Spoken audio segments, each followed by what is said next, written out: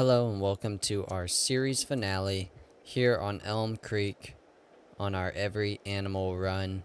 Today we're going to do just a quick little farm tour saying goodbye to the farm as we welcome in Farming Simulator 25, which releases tomorrow as of the time of recording and posting this video.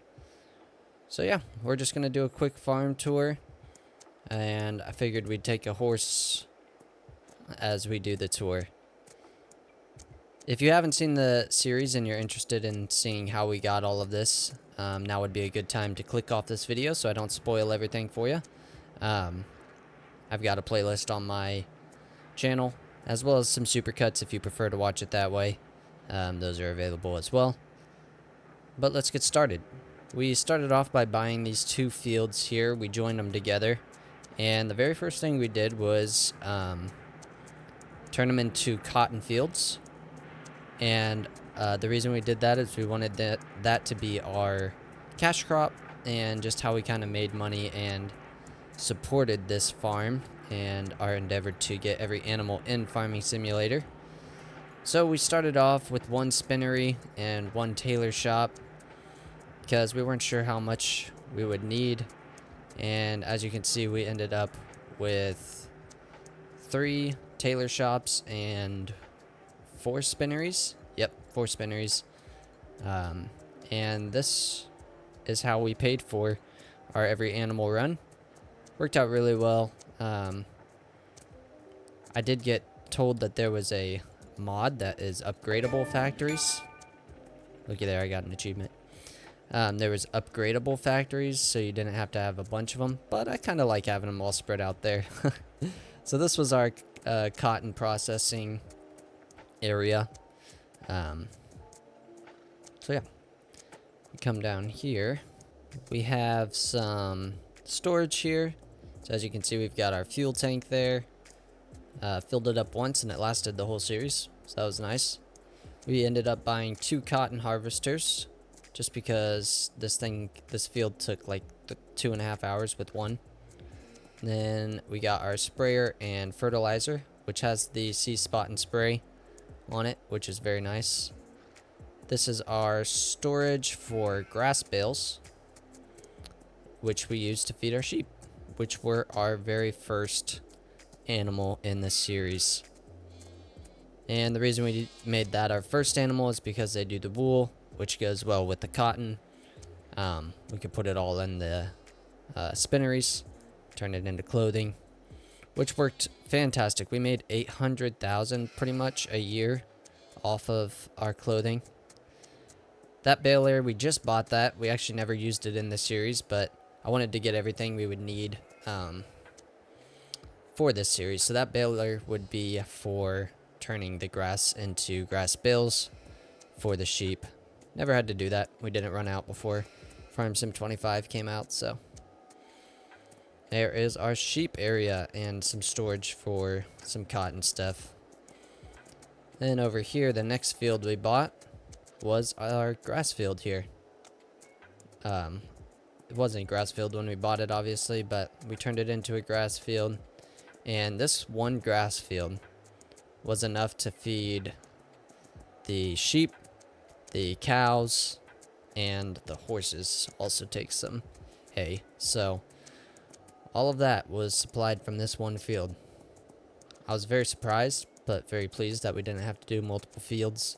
And we didn't even cut we didn't even cut 3 times a year all the time. Sometimes we only did 2 times a year, but there was plenty of grass, hay, and silage still. And that brings us to another kind of storage area here.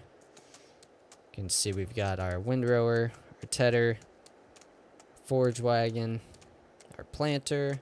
Then in the back we've got a plow, a potato planter, and then our mowing equipment. And next we've got our cow area. This was my first time using this. Actually, my first time seeing it. The robot surprised me. I was really pleasantly surprised by that. But it was super cool to watch it feed the cows. Our manure pit, obviously. and our cows. Now, if you didn't watch the whole series, part of the win condition, I guess you could call it, I gave myself was to buy the biggest pin for each animal in order to count it as the every animal run. So we have the biggest cow pasture here. We had the biggest sheep pin, and we maxed out the animals in them. And right there is our bees, where we get our honey. And yeah, it's a nice little setup. Did a little bit of landscaping. And then this is our hayloft. This is a modded one that allows you to put silage and straw and hay, grass, everything in there. We obviously didn't have any grass in there because the only thing that we used that for was our sheep. And then right down here, there is some production facility things that we've got going. So this is a silage production facility right here. Just dump the grass in there and it turns it into silage. This is obviously the lime production thing that is on the map already, so, which is why I put this stuff over here. I just thought it was kind of a good area for it. And then this is our mini biogas plant. The ones in game are huge and totally overkill for the amount of animals that we actually have that produce the slurry and manure, the pigs and the cows. So this thing kept up perfectly well with them. Made us quite a bit of money as well. So yeah, put our cows manure and slurry as well as our pigs manure and slurry in there.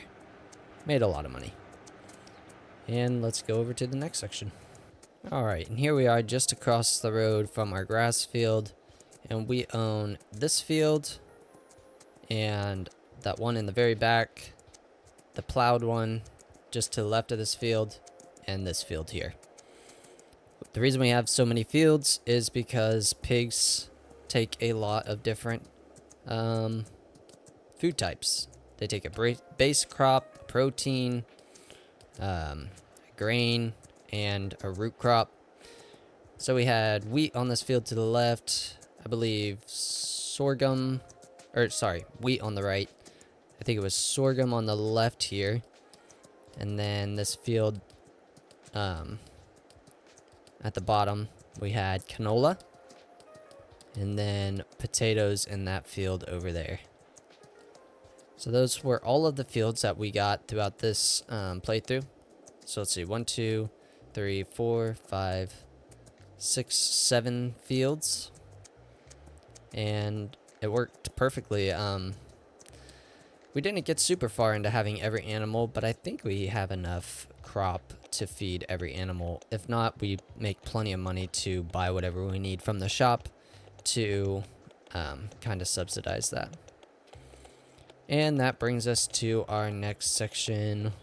We'll save that for last. We'll come over here. So first is our pigs. Another manure heap. 270 pigs fit in this thing. They eat a lot of food. I was very surprised. It also started to lag my game a little bit. Luckily it's running pretty smooth right now, but something to keep in mind. If you have all of these animals this close, I guess it kind of can overload your save. But there's our pigs. Got a couple trailers in there. One of them is currently full of potatoes because they only need 5% of root crops for the total food in the pigs, so we have a lot of potatoes left over. Here are our horses. 14 horses fit in there, which is pretty cool. And then our chickens. These were, let's see, we got the sheep first, then I think we got the dog, and then the cows, chickens, horses, pigs. Oh, I forgot the bees. Bees were somewhere in there. But here's our chickens, and obviously just a silo to store all the different crops for mostly for the pigs and chickens, but also a little bit for the horses. So figured that was a good spot for it. And then let's go check out this barn. This is where the rest of our equipment is. Kind of see some of it in there.